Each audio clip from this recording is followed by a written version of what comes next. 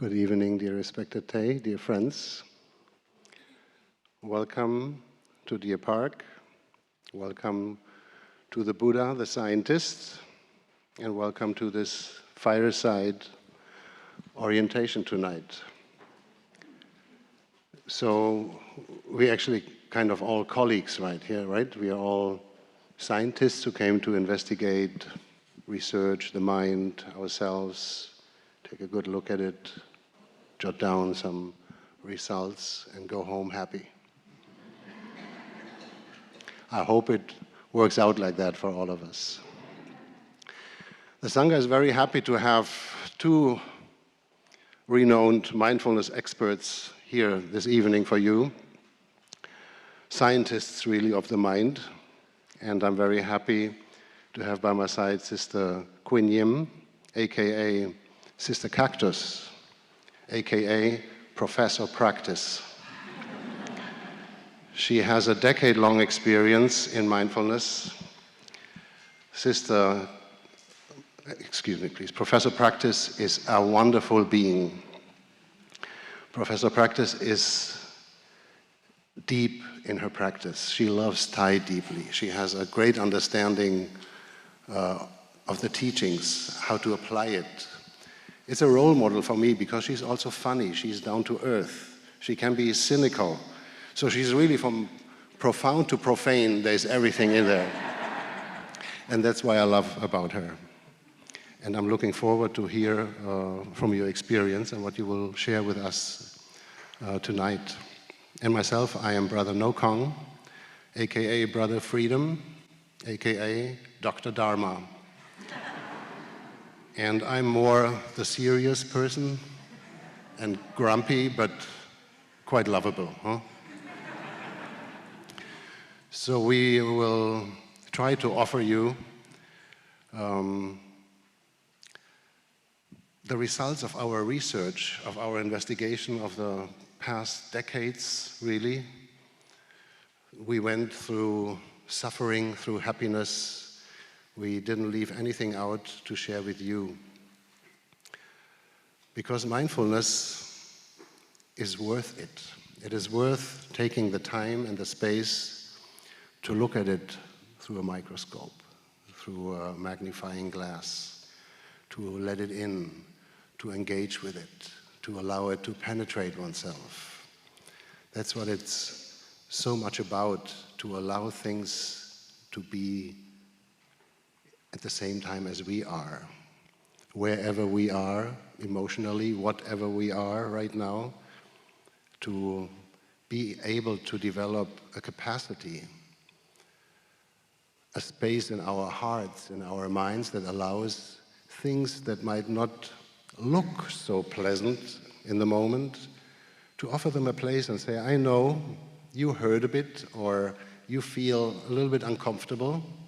I feel a little bit uncomfortable with you, but I have space, and please take a seat here.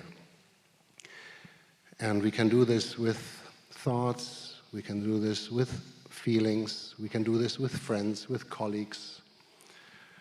If we are able to see that we are empowered every moment of our lives, that we make the decisions at any given moment in what direction we want to go, which doors we want to open, which seeds in our hearts we want to water. We are on the way to show great results on mindfulness. And I found it amazing, Professor Practice. Don't you find it also amazing? You see, I wanted to have a little fireside chat, but then you can't see me, huh? I asked for a couch and a little fireside, maybe next time. Isn't it amazing that our practice of mindfulness, developed by the Buddha 2,600 years ago, like finally found its way into science, into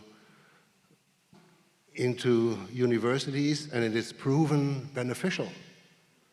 Only 2,600 years. But I'm not making fun of it. Because how many people don't believe? They think it's a religious thing, you know, and they need numbers, they need a proof. The best proof, of course, is you're being happy, you're being a free person, you're being a peaceful person, and radiating that outwards, radiating it inwards and radiating it outwards. This is the greatest gift we can offer to the world. But many people need some numbers, and science helped a lot to offer this. They found out, like when you're stressed with anything, 3 deep breaths help activate the parasympathetic, here we have a Dr. Khong, parasympathetic system, right? And it helps you calm down. Now, talking with Professor, with Doctor, we knew that, you know, already. But many people check that out for the first time and they see the effect. I read an article about hugging. And you know, in Plum Village, we have the hugging meditation. We hug other human beings. We also hug trees. You can hug trees, you know. Sometimes it's even better than hugging a person, I tell you. Because you can go whenever you want. When I hugged my grandma, she would never let me go. 20 seconds of hugging activates positive, warm, connecting hormones. Dr. Khong is nodding, so I'm still on the right way.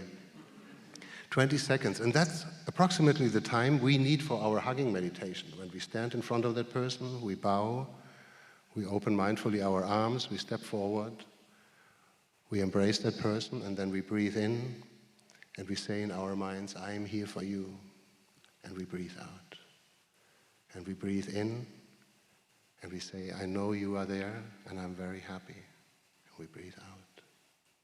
And we breathe in, and I don't know what others say, I just enjoy the 3rd time, and really take it in, and I breathe out. And that's about 20 seconds. And you can feel something is happening. And that makes a difference, taking the time. It's not like this, hey, patting on the back and nice hug. But it's really taking the time and being there for one, offering presence. And in this spirit, we would like to ask everyone to step into this retreat, knowing that we are able, any moment, to become our true self, to become the self that we want to be. What do you want to be? Become it in this retreat. Become it with every moment. And the Deer Park schedule, the retreat schedule, is filled with practices that foster, that nourish these results, if you wish so, you know, these benefits, the essence of mindfulness, the spirit of it, the heart. So whatever we do in this retreat, everything is a possibility to come back, to recognize us as who we are, to accept us as who we are, to water these seeds and to share them, to give them away. Now, Professor Practice, everybody's talking about mental health, the benefits of mindfulness for mental health, but of course it has benefits for physical health, for the body too, and in our practice, we often speak about that we have to come back to our body, and that the mind is somewhere, but the body is here, and the mind, and to bring them together. And lately I read a new article about the breathing. They say breathing might play a part in it, and they are still discovering which role the breath is playing there. Would you have an idea from your daily life, and would you be so generous to share with us?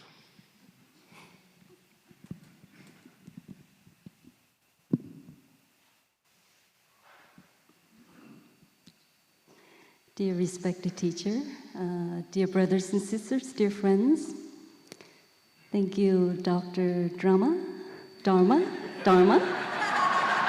not drama, Dharma, yes.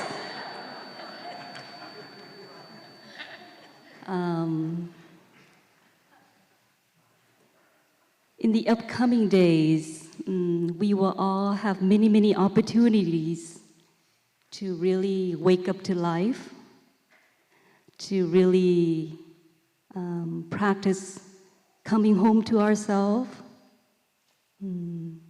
living deeply in the present moment.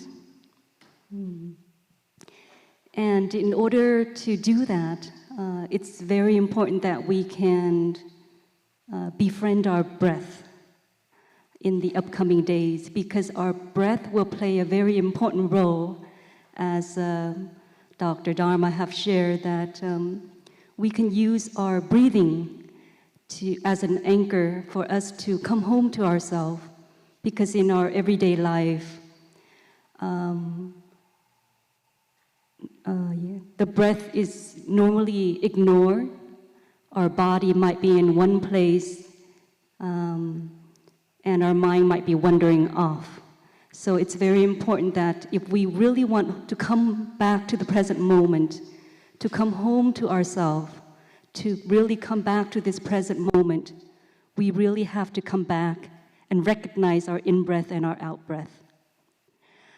So it's very important that, we are aware of our in-breath and our out-breath, so that we can bring the wandering mind back to the body, back to this present moment.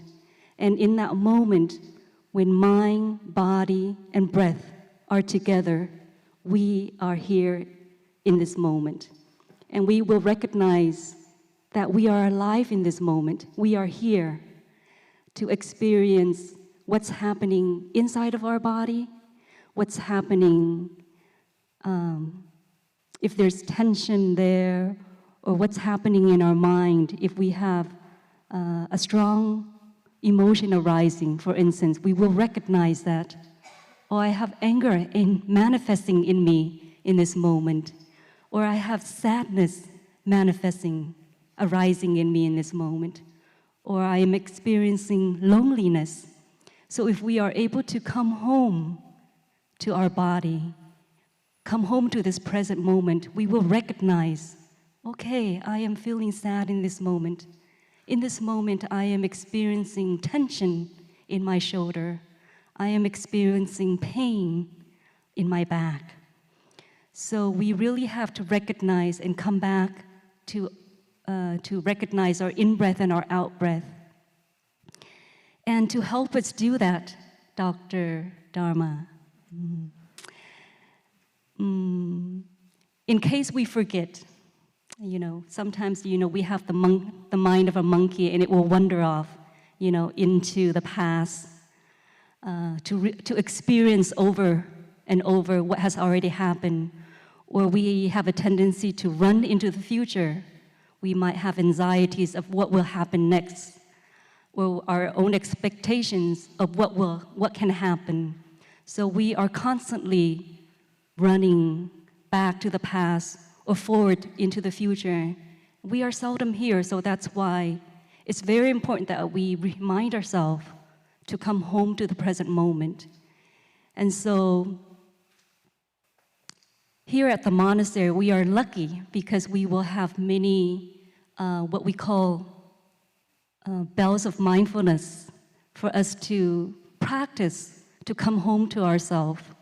For instance, in this hall, when the big bell was being invited, we all practiced to come home to ourselves, right?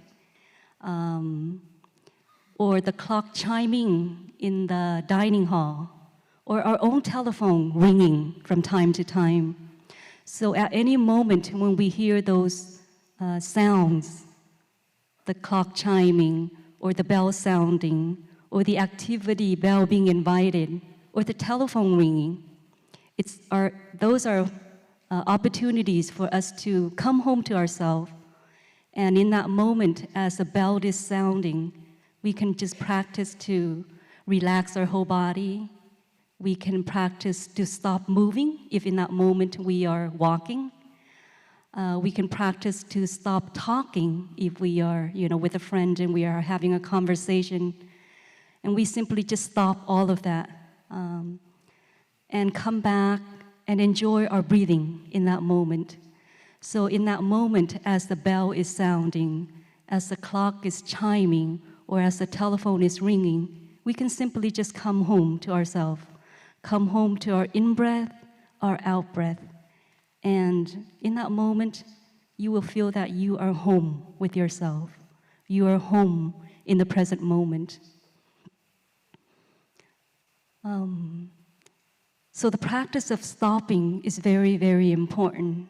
And they are actually one wing to the two wings of meditation. That is the first wing, the first aspect, and that is to stop.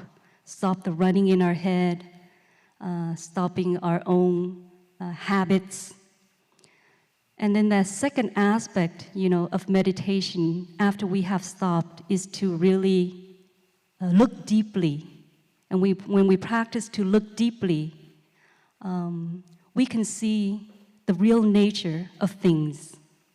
And with that understanding, it will set us free. So it's very important that we can cultivate the art of stopping when we are listening to these sounds so that we can come home to ourselves.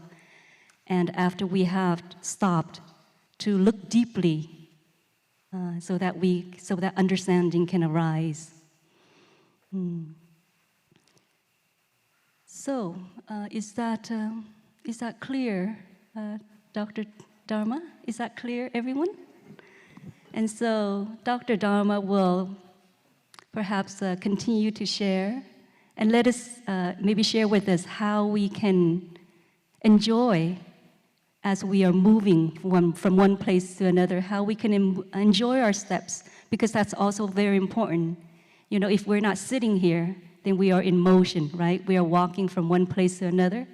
And so how can we walk so that we can really be in the moment and to really enjoy life? So Dr. Dharma, can you share with us? It is my delight to share with you my recent research about walking meditation. I liked very much the metaphor you used with the anchor of breathing, because it is, and you said coming home. So the anchor, when you throw out an anchor, it is like you're coming home to somewhere, right? And coming home, I also thought of walking, basically. And I want to share with you what I have discovered in my studies, and it's not good. It's not good. When I look out into the world and I see people walking, it's not good. Like, I think every living being walks with more grace than human beings. They're rushing, head in front, head up in the clouds, like falling over their own, bumping into each other. There is a hectic, there is a restlessness. There is like they're never anchored. There is no anchor. They lost their anchor. Maybe they're all looking for their anchor everywhere. So the practice of, let's call it ordinary walking, and the practice of walking meditation could not be further apart. Because what walking became for us is just the sheer mean to be somewhere else for whatever price. And we're not even paying attention because our mind is probably already fixed there where we want to be, at the bus, at work, in the movies, at the retreat. And the legs just like have to serve this purpose as a part of us. And when I see parents dragging their kids to school, dragging their kids over crossings, over green light, and I think, is this what the kids will think walking is, Because they learn walking with their parents. And they're dragging them, go here, go there, we have to go home, we have to go to school, hurry up, like, I have a phone call. And I think I'm really sad for these kids. That's what I'm saying, it's not good what I'm seeing. But luckily, the Buddha was there 2,600 years ago, and he said, stop that running, start living. Start living in this moment. So walking meditation is really all about coming home. Coming home To where? Coming home with each step, coming closer to where we are. With each step to coming closer, one step closer to where we already are. And then we go like, whoa, my body, my mind, my breathing. We are here. The dream team is together, and I will walk in a complete different way. I was looking today when everybody arrived at the way you guys were walking. And maybe because I wanted to find someone who walks so unmindfully, but I couldn't find anyone. Really, respect. I don't know, you came here and you enjoyed. I don't know the air, the other people, the idea that you have finally arrived where you wanted to be maybe for so long, where you hope that some of your wishes come true, where you can learn something, bring something home, gain some inner peace, that you were walking so beautifully that I found myself, I have to slow down to take that all in, you know? Why am I rushing here to the hall? Sometimes I came late to activities, monastic activities, and then there are always some, you know, like when you live in a community, they have to say something. You're late and somebody has to say something. So they would say like, Brother Freedom, you're late. And at the beginning, it is always like very embarrassing because I know I'm late, he says it, now everybody knows it, and I blush, and I say, nothing, you know. But then I thought, I'm not playing this game anymore. I'm self-empowered, and I'm also choosing to go slow, even if that means that I'm late. So I'm late the next time, and my dear brother, my dear sister says, hey, Brother Freedom, you're late. I said, I know I'm late, but I'm happy. And you know what? This brother, this sister was smiling at me and said, that's the main thing. If we learn to tell our boss, our kids, our family, sorry, dinner is not ready, but I'm happy. You know? Just take it, relax a little. Hold on. Hold it in. Keep the spirit in. So that's the theory about walking meditation. I would like to break it down a little bit, my research. So I found this is the essence of it, the benefit, the pitfalls. And I would also like to offer the practical part. How do we actually apply it? Because it is not much different from walking. It's just the attitude who will become different. Of course, the slowing down, we will slow down. But walking meditation does not mean, and no offense if anyone walks like this, that we walk like that. You see, it's even very difficult, I think, to walk like that. Or in a walking meditation, when we practice that all together, to walk like this.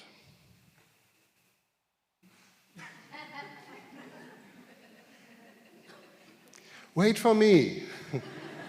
They're also fast. It is helpful to make smaller steps, just because we always make big steps to go everywhere. But if we make big steps, we lose our balance easier. If we make small steps and we put our one foot just in front of the other foot, we still are in control of our balance. Okay. And we can be here. And we are not there, we are not there, we are really here. We're keeping our feet close to us, you see? We're not pushing them forward, and we feel the soles of our feet touching the ground. And our mind might walk away again, because at walking meditation there's so much to see. There are birds singing, we are outside, there are other people. And there the breath comes in again, because we want to walk with our breath. And we don't want to walk with our mind, but we want to walk with our feet. So we have to stop, we have to drop our attention down to our feet, and really bring all our attention to the feet. Right? And then when we see that we got distracted somewhere, we want to say something inside of us, just in order to bring attention back to this moment. And say with each step, for example, I have arrived. And with the other step, I am home. I have arrived. I am home. And it makes me happy when I come home. And when I see I'm good, I can walk without speaking to myself, can enjoy nature. And it will happen again that we wander off, and then I just bring myself gently back. Arrived, home. I also I use my hands. And breathing in, I would touch my thumb and my pointing finger. Breathing out, the pendant on the other hand. And then breathing in again, I would do this. So I just know, okay, now I'm breathing out. And then in, and then out. And if I forgot where I was, I just start at the beginning. But I don't need to beat myself up. So I can walk harmoniously. And the one thing that really is so different from walking meditation to ordinary walking is the breath and the rhythm of the feet. When we usually walk, right, we adapt our breathing to the rhythm of our feet. With walking meditation, we want to turn that around. And actually, the breath, the feet adapt to our breath. So we're paying attention to our breath, breathing in, and we're counting maybe our steps, 3, 4, and now I'm breathing out, and I'm counting my steps instead of my breaths. And my steps become not so important, but the breath. And this is especially helpful when we walk uphill, because you get out of breath. You see how we say that? We get out of breath. But if we pay attention to the breath and we adjust the walk, the steps to the breath, we will not get out of breath, at least so quickly. That's it. That's an easy trick. And the best thing is we will walk as a community, as a sangha, as a school of fish, you know. Try to stay together and you will feel the power of everyone. If we are scattered everywhere and you have these slow walkers and you have these meditative walkers and you have the runners, there's always a brother or sister leading us. But for some of them, they're never like fast enough. So they go a little bit ahead and look, okay. It is very interesting to see where are you running to or what are you running from. So stay together as a school of fish and you will also get inspired because you will lose the pace. You will lose yourself. And then you have somebody, like I saw you today, who walks slow and you remember. And you slow down too and think, oh God, yeah, why am I doing this to me? I want to walk like a free person. I want to walk like a happy person. I want to be late. It makes me happy. And the best thing is we don't have to wait for walking meditation. We walk all the time. And if we cultivate a little bit of the spirit of walking meditation here, we are more likely, and that's science-backed, of course, to walk mindfully also at home. And as a consequence, having our kids, our neighbors, our family seeing us walking free, walking relaxed, giving them a chance to slow down too, because I'm not in a hurry, you don't need to be in a hurry. And don't look so silly anymore, like rushing beings that never arrive anywhere. So let's see if we can do that, if we can encourage and inspire each other to walk freely, to walk happy and at peace. Thai says, peace is every step. Because in every step we can find peace, we can come home. And then we will come home and sit down, and this is the ball I'm playing to you, Professor Practice. And then we will practice sitting meditation. How would that look like? Thank you, Brother Freedom. That was beautiful. And, you know, our teacher often reminds us that, of course, there are many ways to walk. There are many different styles of walking. But here, there's only one way, and that is walking meditation. So we hope that, you know, during your time here, you will enjoy, you know, this practice of walking in such a way that brings you peace, solidity, and freedom, just like Brother Freedom have shared.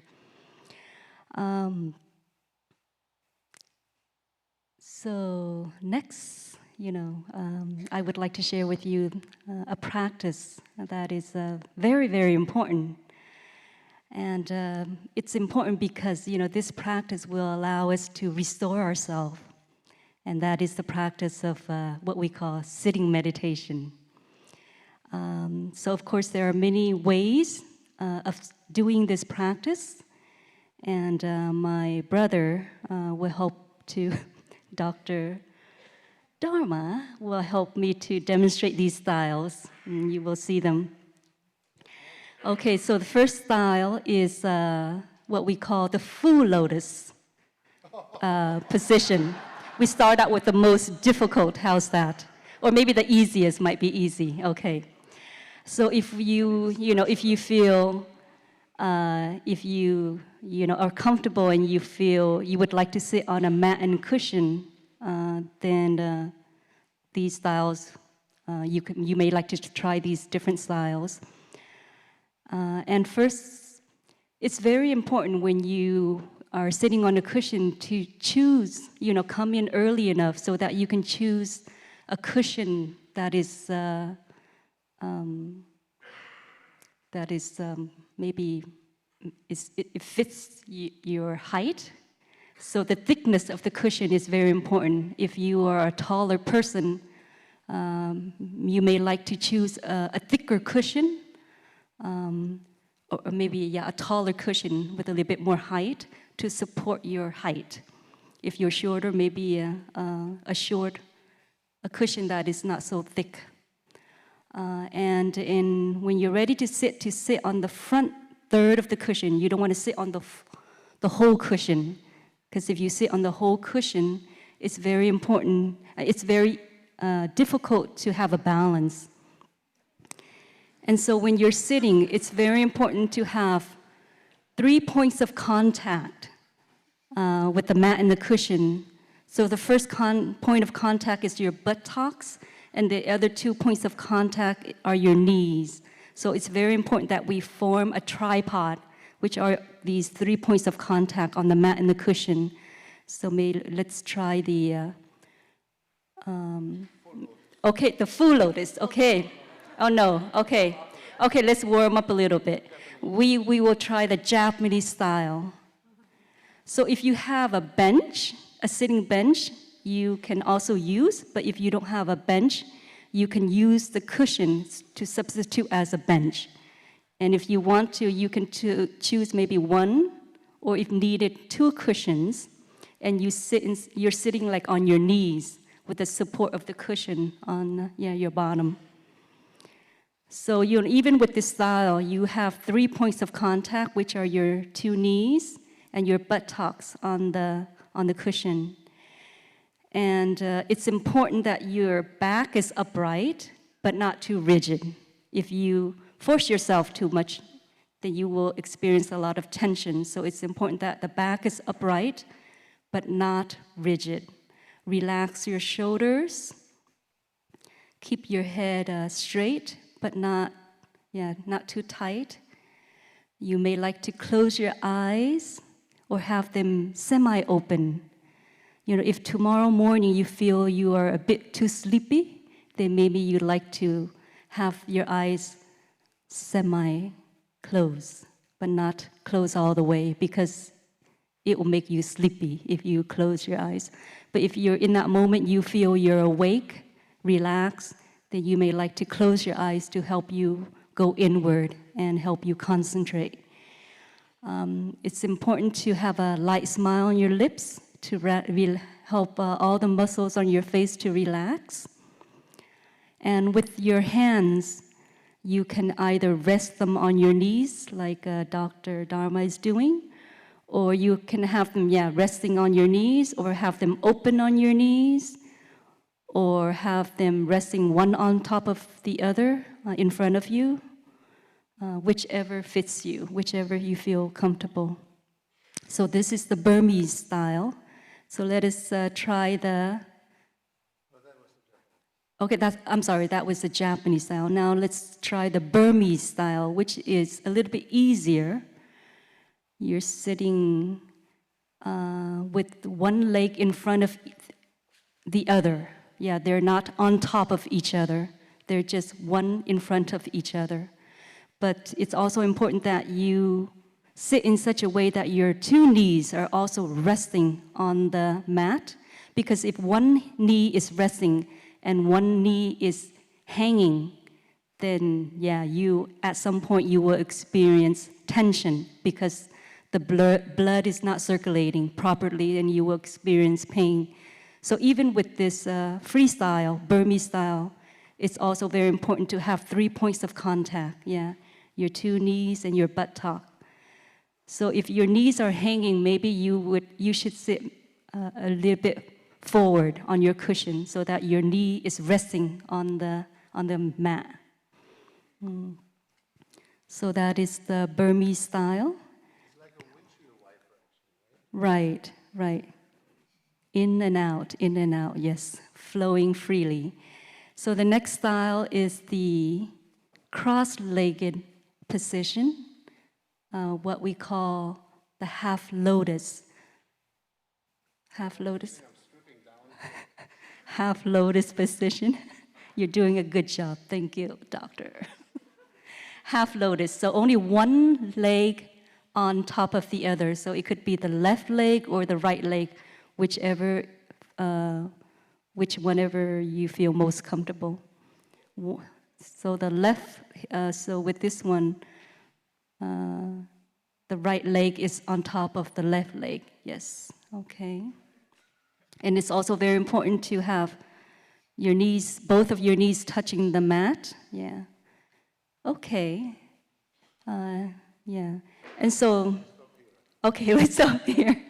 So the next one is, I think, the most difficult. But I think if you're not used to sitting in the full lotus, you may like to, warm up a little bit first before you go in that position, because it can be difficult. And that's more for the advanced more experienced practitioners. But if for some reason, you have body pain and you are not comfortable sitting on a cushion, then you're welcome to sit on a chair. And it's also, important when you are sitting on the chair to sit on the front third of the chair so that your back is not leaning against the chair and your back is upright and straight as well, with your two feet firmly on the ground, and you can rest your hands on your knees or in front of you. Yeah, so it's very important that your back is upright and not resting against the chair. That's very important, because if you sit back, you'll be slouching on the chair and you may fall asleep or fall over, and we don't want that to happen.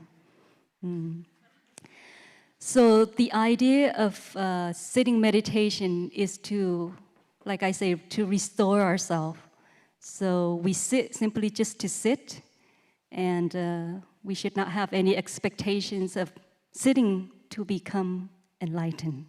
So if you have that expectation, maybe it will be difficult to sit, and you will be struggling to sit. So there are a few exercises, that you may like to practice as you are practicing sitting meditation. If it's not guided, by a monastic, then we will enjoy silent sitting. So during the period of silent sitting, the first exercise, after you have sit in a comfortable posture, then you can just come back to your breathing, come back and really recognize your in-breath and your out-breath, And that is the first exercise to, as you are inhaling in, to recognize, this is an in-breath. And as you're exhaling, to recognize this is an out-breath. And then the second exercise is to really concentrate on the in-breath and the out-breath.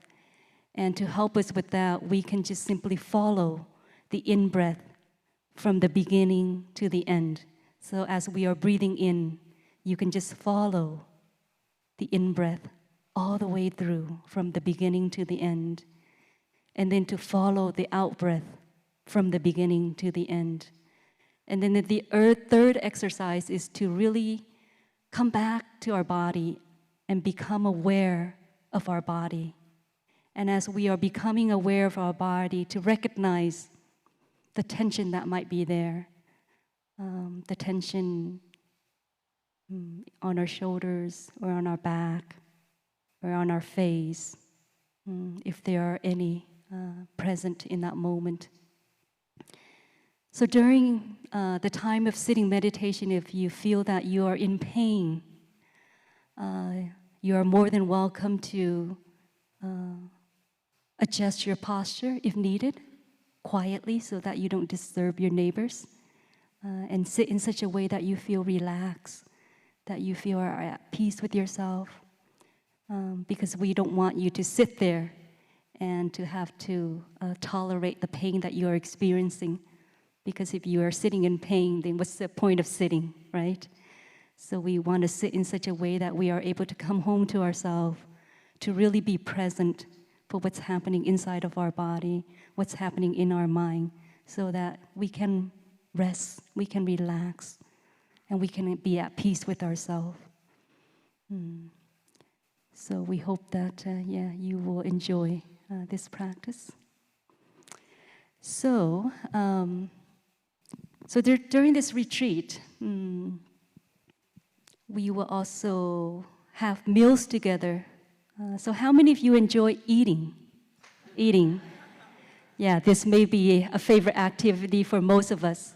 So Brother Freedom will share with us, how we can eat in such a way that it can also be enjoyable and it also can be a practice while you're here.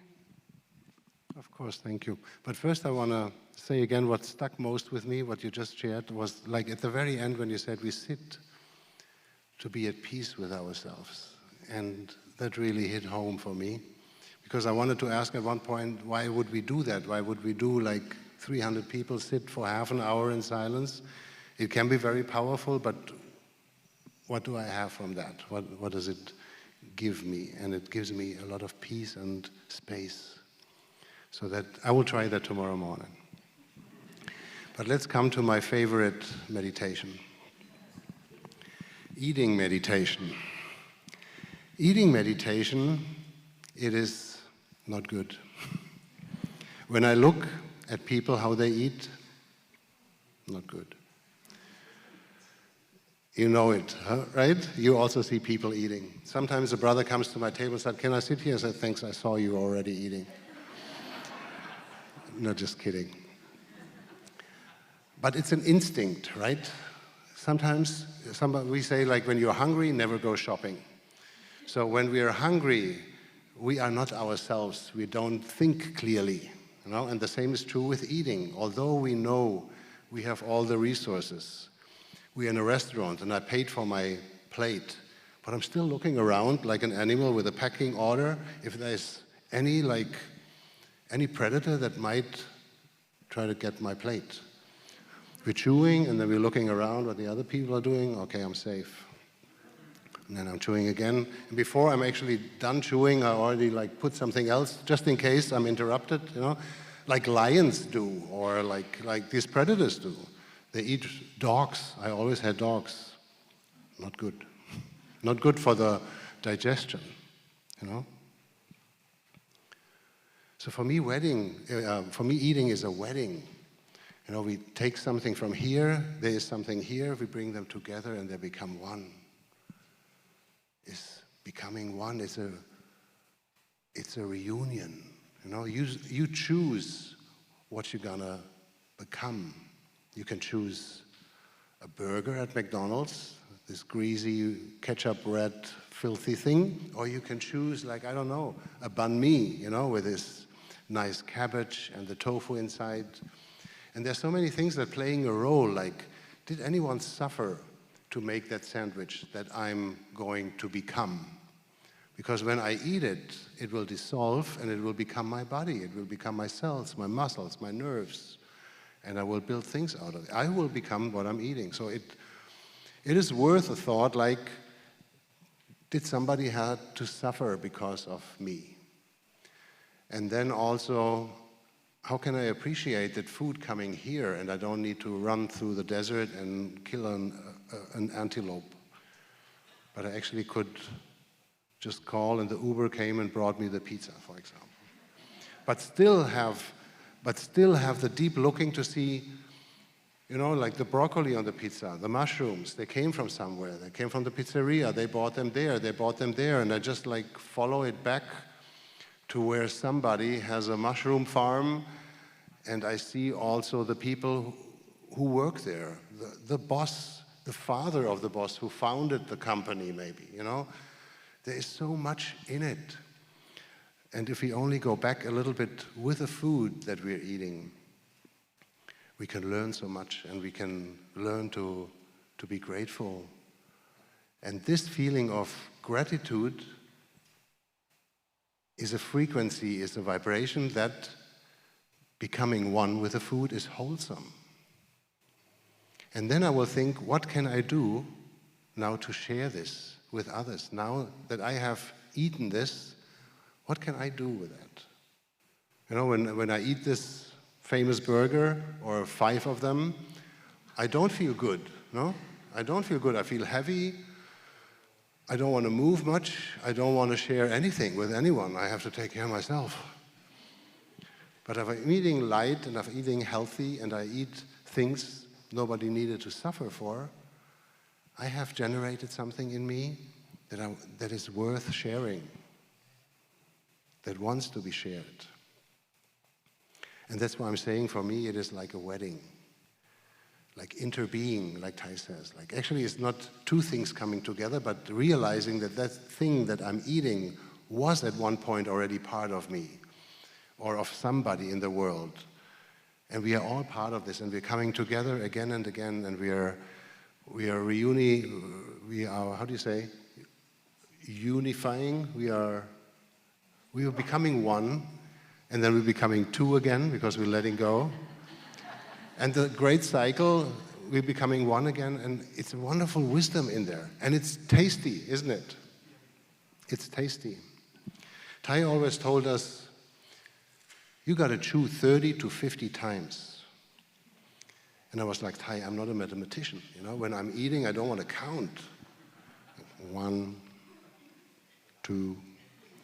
So I had to find a better strategy for me, and I want to share with you. Maybe you are one of these bookkeepers, you know, who love counting, and you just continue to count between 30 and 50, or until it is liquid, Thai said, you know, and then really it is so easy to be digested by your system, and it will be light. And I just chew, and I continue to chew, and then I have these thoughts, and I look deeply into the food, and I get like all, was this orange, this was green, this was a mushroom, and I try to name that all while I'm chewing it. And then comes the moment when I really love it, when I fall in love with the food in my mouth, and then I swallow it down. And then I'm happy again, because I became really one with the food, and I learned to love it, to be one. So you can really be gentle with yourself eating. And realize also, because it will happen, that we eat quickly, like this old instinct to survive, and stop. You know? Stop. You will also see when we eat slowly and we chew a lot, we know exactly when our system have enough. When the stomach is full, actually it presses out the air, and there will be this slight, and then you know it's good. You know, you still have food on your plate, remember for tomorrow, this food you don't need to take tomorrow. You know, we rather take a little bit more because who knows, you know? Rather a little bit more than too less. I could die here in this retreat, you know? Instinct, you know, survival instinct. Anything can happen. You better take care.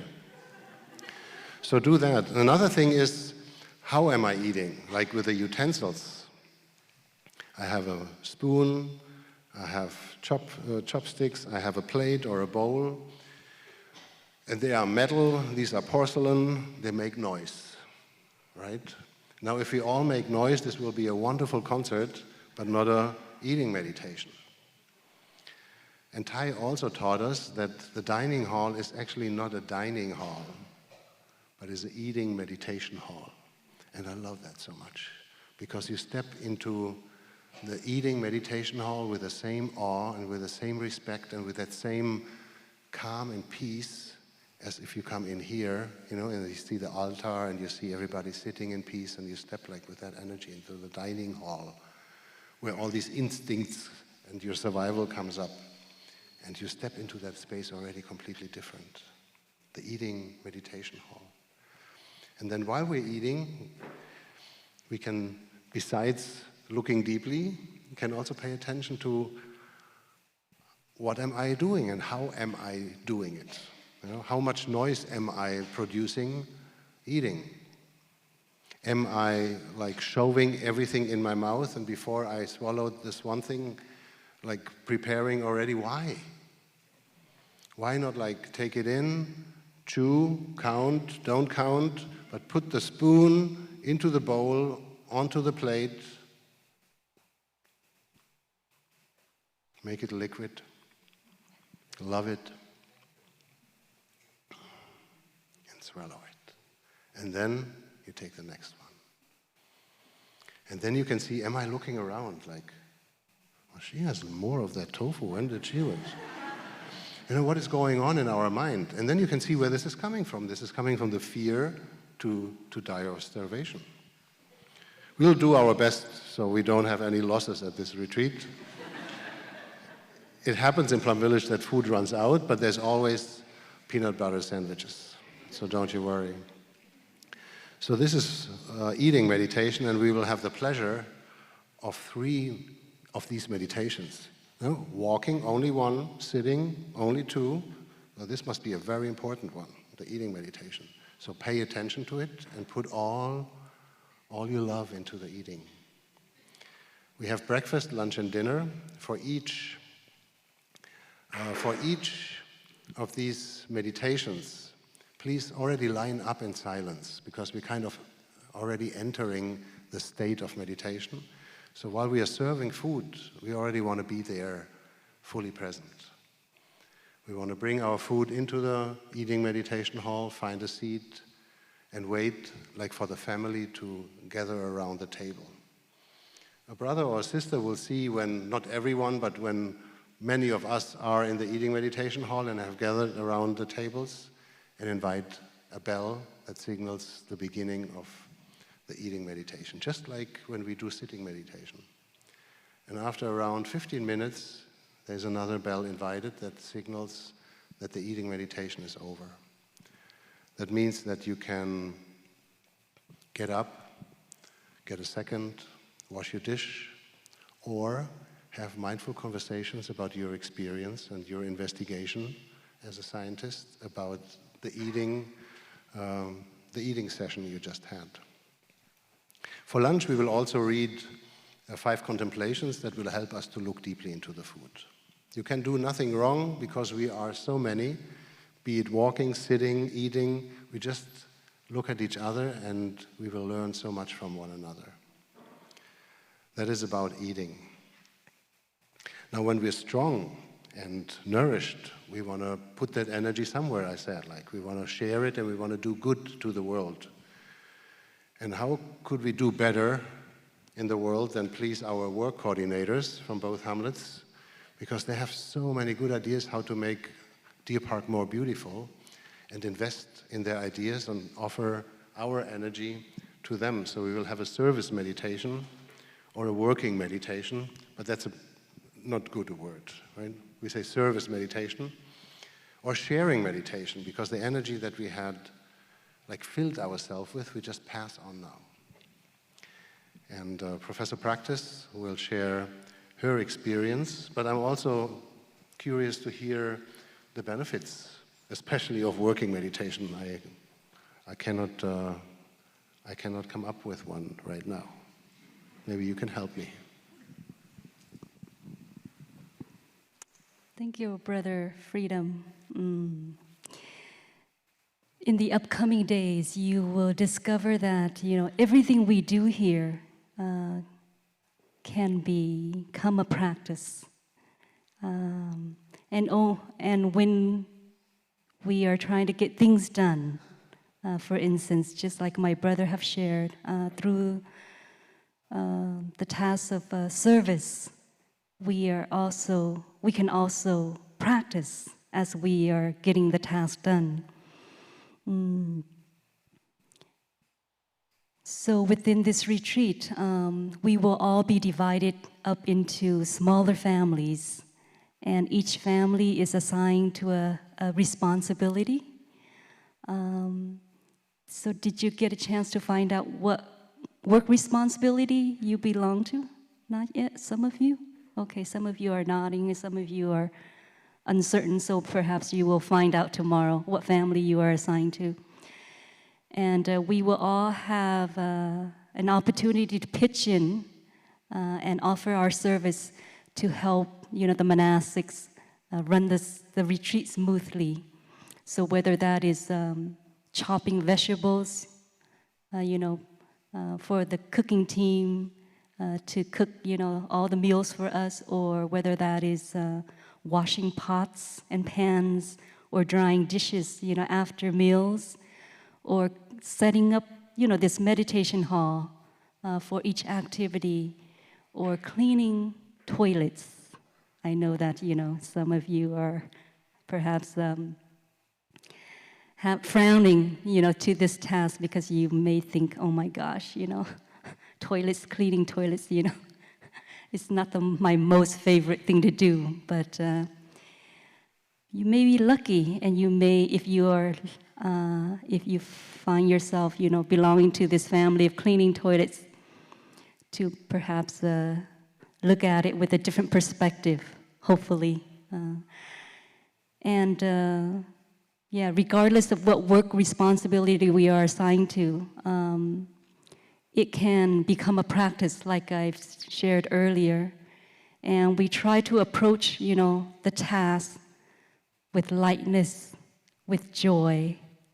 And in doing so, offering our full presence, for that task, we can enjoy the work and it will get done. So it's very important that we offer our full presence and not allow our mind to wander off. Because if we allow our mind to wander off and we are just doing the work, then it's not really a practice, and we will not be there to really enjoy what we are doing. So it's very important, that when we are working or serving, for instance, washing the pots, to really come home and to really be present for that task of scrubbing the pots. I know that many of you, as scientists,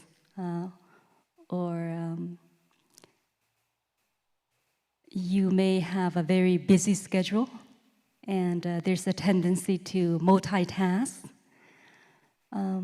But here we try to practice in such a way that we are only doing one task at a time. And when we allow ourselves to just do one task at a time, we will be able to be more present for what we are doing, and we will enjoy it more. And the quality of the work will be even higher than if we were to multitask, doing so many things at the same time. We are not really there for whatever the task that we are engaged in. So here we have the privilege of, taking our time and really being there for whatever that is in front of us, whether that is cleaning the toilets, setting up the hall, washing the pots, or drying the dishes. And as you are working also to, if you have certain habits around working, to also recognize that. Sometimes we may have a habit of trying to rush to get the work done because we want to move on to perhaps something that we enjoy more. For instance, to wash the pots quickly or to do the dishes quickly so that we can sit down for a cup of tea, for instance, or to have a conversation with our friend. So perhaps, you can look into those habits that you have around working and to remind yourself, what's the point of rushing? I have my teammates with me, helping me, to do this task. So why don't I turn it into a practice to offer my full presence for this particular task and to really enjoy it. And as you are slowing down, and taking your time to scrub the pots, then you will maybe perhaps have a different experience towards, washing the pots.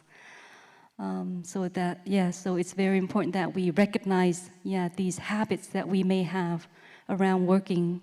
And then to take this practice home, when you come home, because I know that, many of us, we do the same thing at home, right? Doing the dishes, washing the pots, cleaning the toilets, and to apply this practice of doing it with joy, with lightness, and to remind ourselves, there's no need to rush. And when we practice to cultivate mindfulness, the energy of coming back, arriving in the present moment, we have to remind ourselves that this is a moment for us to enjoy life. Whether that is washing the pots, whether that is gardening, whether that is cleaning the house or doing our laundry. So we can do all of this, and we can enjoy it. So it's very important that we remind ourselves that each moment we have in front of us, whether we are serving, whether we are eating, that we remind ourselves to arrive in the here and now, and to enjoy this moment. Because it's only in this moment that we can experience life deeply. And if we don't, then, it will soon be the past. And we will lose it. So I hope that, you will enjoy the practice, your time during service meditation to offer your help to what needs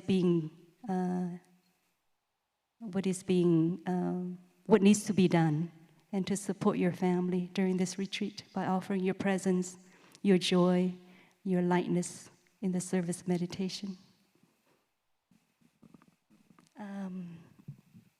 So we have one last practice, and that is the practice of coming home to ourselves as well, and that is called noble silence.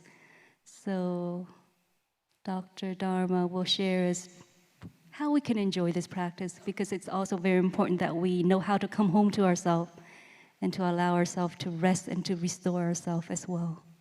Of course, thank you. First, but I want to come back to what you said again. I'm afraid we're in deep trouble, because you're talking about don't rush, take it easy, don't work. I'm saying like walk slow, come late. This will all come back to us. Please, we keep that among ourselves, okay? Don't tell the other brothers and sisters. Yes, noble silence. You hear it was all about coming home, making a space, being comfortable, recognize, accept, anchoring, arriving where we are. In our lives, we make ourselves, I dare say, too available. I have never really a chance to say, please don't talk to me at work, in my family. I'm always exposed to any comments. Like, not talking about me now, but like my partner, my kids, my neighbors, everyone who lives with me at any given time can speak to me and doesn't know if I really need time, and I do the same. Maybe before checking in and seeing, wow, the way she walks, maybe she needs a little bit space right now for her, but I say, what's wrong with you? Why are you walking like a donkey, you know? And there's trouble already. And that's the noble thing about noble silence. And even, you see, we don't even need other people. We don't allow ourselves, having our gadgets, our cell phones, always ringer on, always notifications on. We're exposing ourselves to be disturbed. So we cannot anchor, we cannot create and build up a space where we can feel home, where we can feel safe, where things can transform, change, heal, grow, where I can live. And noble silence is a dedicated time to do so. And we have built that into our schedule, whether you're here or not, always from the evening after the last activity, which will be this activity, until the next morning after washing up our dishes after breakfast. So even the washing up the breakfast, you know, and that's very tempting when you have your feet and there's somebody opposite side of you saying, well, it was good, huh? Yeah, the bread was a little bit damp, but the oatmeal was okay. To really have that time for you and to give that time also for others and respect that others need space too. And make yourself big in that space and lie down, like metaphorically. You know, use that whole space that you're creating. Make it a cozy space. And I don't know how to describe it better than singing you a song, which is exactly, to me, what noble silence is about. And if you know it, it's a Plum Village song. Just please sing along. Breathing in, I go back to the island within myself. There are beautiful trees within this island. There are clear streams of water. There are birds, sunshine, and fresh air. Breathing out, I feel safe. I enjoy going back to my island. And everybody now. Breathing in, I go back to the island within myself. There are beautiful trees within the island. There are clear streams of water. There are birds, sunshine, and fresh air. Breathing out, I feel safe. I enjoy going back to my island. That's basically it. And you look pretty relaxed right now. We will sing that song more often. So thank you. I think this was a very nourishing and inspiring fireside. I learned a lot. I hope you too. And I remembered everything we said. And I hope you too. Right? If you don't remember, just look to your neighbor, to a monastic, and don't expect them to do it right. But you look for someone who you think is doing it in a mindful way, in a way that brings you more peace, more happiness, more freedom, more solidity, more enlivenment, more empowerment, more moment, and then do just that. We wish you all a good night, sweet dreams, And we will see you tomorrow morning, here for sitting meditation. And we can already now apply everything what we have been sharing. First the noble silence, going out of the hall. Then we want to walk peacefully back to our rooms. It is tempting to speak to the roommate, to not speak to the roommate. How if they speak to me, what shall I say, without being impolite? Figure it out yourself. That's the practice. And then tomorrow for sitting meditation, take your time, don't come last minute.